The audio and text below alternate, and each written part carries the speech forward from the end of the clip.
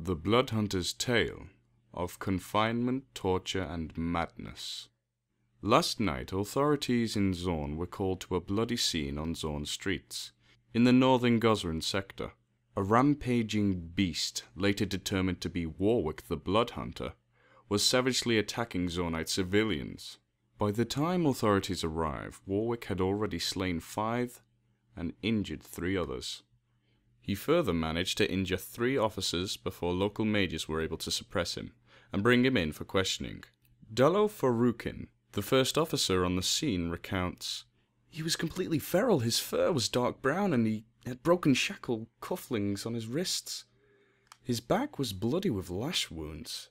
It seemed he didn't understand us when we spoke to him, and his eyes darted around the room wildly as though everything was a threat. Personally, Warwick is one of my favourite champions. I've seen maybe 100 of his matches, and I've never saw him look this savage. A lot of people forget, due to his appearance, that he is actually a brilliant chemist. He's responsible for several of Zorn's technological breakthroughs. It was truly awful to see him in this state." Authorities were unable to calm Warwick, so they reached out to the only person they thought would be able to get through to him.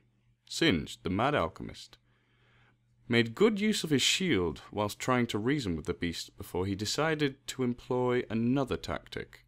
Singe brewed a brown, fizzling concoction and force-fed it to Warwick. After half an hour of choking, the Bloodhunter seemed to regain his senses, although his appearance remained the same. Singe then spent the next hour with the authorities, coaxing from Warwick the story of what happened. "I was walking down the street in Goslin. It reeked of rotten refuse. I heard a snapping sound, like someone stepped on a twig, coming from an alley just past. Suddenly I felt overwhelming heat surging through my body. I couldn't move. And the fiery pain didn't stop until I lost consciousness. When I woke, I was chained to a brick wall in a dank basement.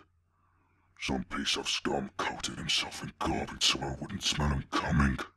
The gutless vermin was a man, at least I think it was a man, wearing a suit of sunlight radiation. When he spoke, his voice was deep and robotic, like something you'd expect Blitzcrank if he had a cold. He wasn't a robot though. He was a victim of zonite bioassault. Or so I would guess."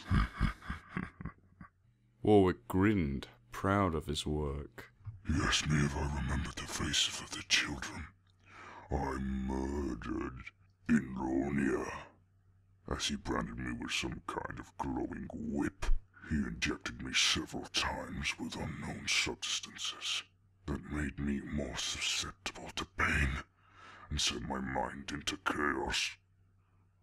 I'm not certain whether I was hallucinating or not, but at one point it looked like he pulled off his radiation mask, and his face underneath was half mutated, as though he'd been exposed to some tissue-warping toxin. I've never seen anything like it in all of my experiments. If I ever find him again, I'll put his filthy head on a pike. The torture apparently drove Warwick completely insane and made him even more bestial. His kidnapper seemed to know that Warwick would eventually be able to break free of his chains, because he gave him one more injection before packing up and leaving. The crimes committed by Warwick in his wild state were categorized as unintentional side effects of advanced experimentation and pardoned in full.